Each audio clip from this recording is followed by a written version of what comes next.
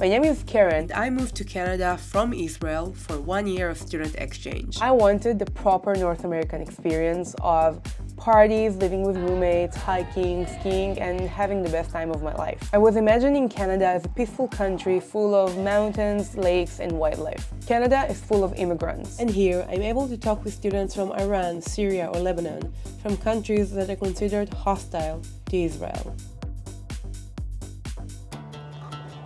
So this is the Iranian passport. You wanted to see what's inside about Israel. It says the holder of this passport is not entitled to travel to the occupied Palestine. So they did you dirty. They didn't even mention Israel. They just said occupied Palestine. And here you are, talking with Israeli. Yeah. I guess you're not real. I'm the first Israeli you met? Yeah. So my name is Pejman. I'm a biotechnology student at UBC, and I'm 23 years old, and I'm here because you wanted to discuss some very cool stuff. I was born in Qazvin, and we moved to Tehran when I was 5 years old, and I moved to Canada when I was 16. Why you decided to leave in the end? For education, mostly. You cannot come back. I don't think if I can go back at this point. I mean, right now, obviously, you're aware of what's happening in Iran. There's a possibility of a regime change or a revolution. Freedom for Iran! Freedom for Iran! Justice for Iran! Justice for Iran! So those people are consistent. They are here every week. People are dying. Yeah, people in Iran are dying. So the least people here can do is come out and stay in the cold for a couple of hours. That's nothing. People have been murdered by the regime for years. It's nothing new. But the documentation, especially of this young lady, Masha Amini, which was taken by the morality police and resulted in her death while in their custody because of improper hijab, that's what basically everybody was filled to the brim, and that's what overflowed everything, overflowed the kettle. Give me a timeline. We have Iran, Yeah. 1979, things change. Revolution, yeah. Revolution happens, the Khomeini guy comes in, and then basically the government changes. It becomes Islamic Republic of Iran. And nowadays, what you see is the result of years and years of people, like the oppression. Can we get a shot of that? Under the Muslim law, basically all the rights go to the father, go to the male. Excuse my language, but that's super fucked up. This is it's a writing in the middle that says "Woman Life Freedom." It's been a symbolic movement for women to cut their hair in solidarity with people in Iran who are refusing to wear hijab. So regardless of any country, any woman, for any kids, any woman, any human being.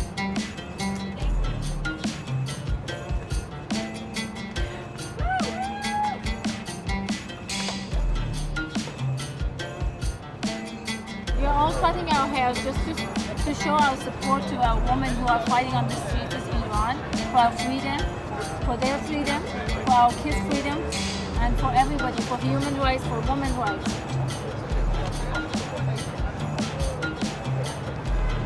I've been arrested twice just for not having proper hijab back in Iran. Yeah, and They hit you? Yeah, Every single of us has experience of that. I remember that lady, I had a little bit of lipstick after they arrested me, and she literally grabbed a napkin and she just was so rough, just rubbed it on my face just to clean the makeup off my face, and it was so painful. I was just sitting there and crying. And I was called out whatever it's name all about that powers. you can come up with just because of It's powers. It's all about powers. So that you should be covered. You shouldn't be showing any woman thing. You should be covered with black, head to toe. So men don't get attracted. Yeah. Or they don't have, that's all about that. Women Life Freedom is just a symbol of freedom because us Iranians, we've been Our country has been held hostage for 43 years.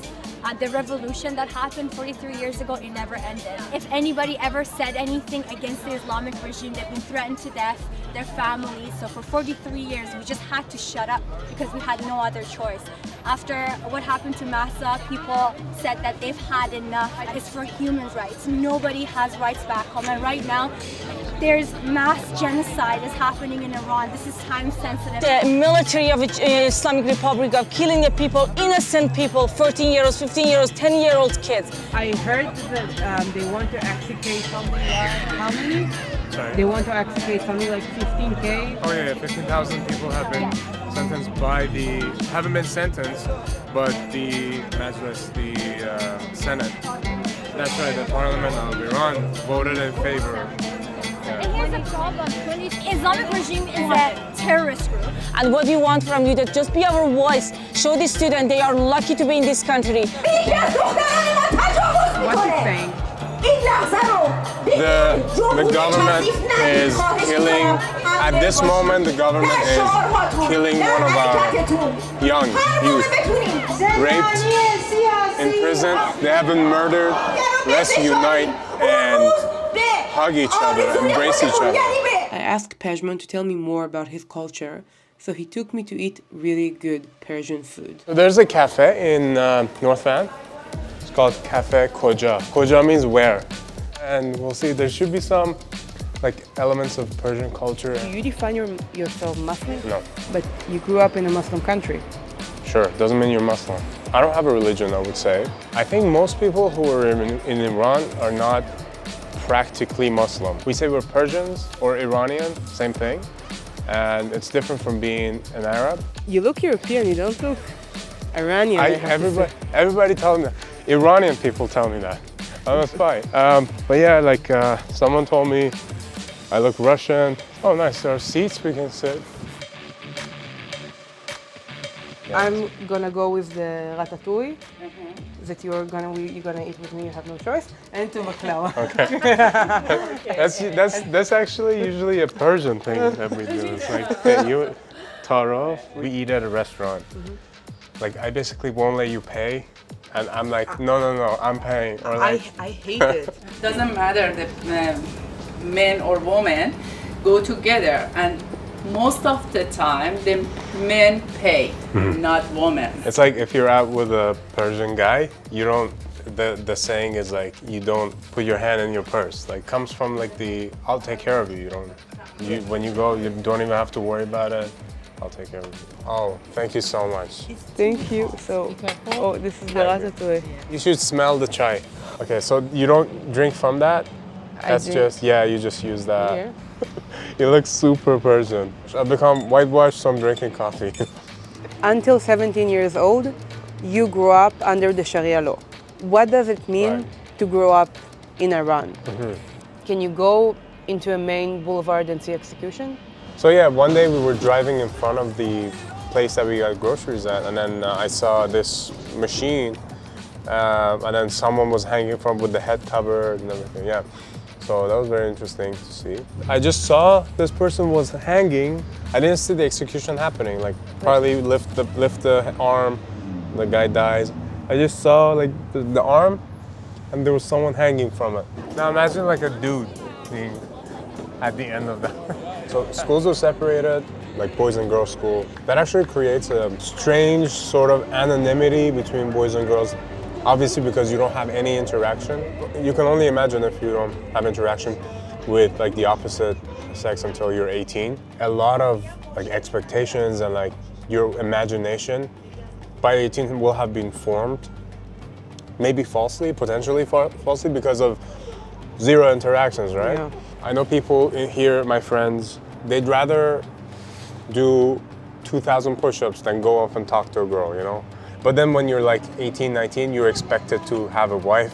In school, do you learn regular topics like English, math, science, or it's just Quran? And just Quran, that's an interesting way of... There's a lot of emphasis on academics, so it's very important. Chemistry, physics, math, we covered those in grade 9 in Iran. You get amazing grades and you get into university, you become doctor, engineer, Dr. Mohandes. I'm a super nerd. So basically, I was studying from like 7 a.m. till 9 p.m. Alcohol, weed. No alcohol, no weed. The majority of internet is like restricted. You have to use VPN to access certain apps and certain websites, most websites. There's no such thing as having fun. It's only wasting time. As countries, Iran and Israel are in conflict.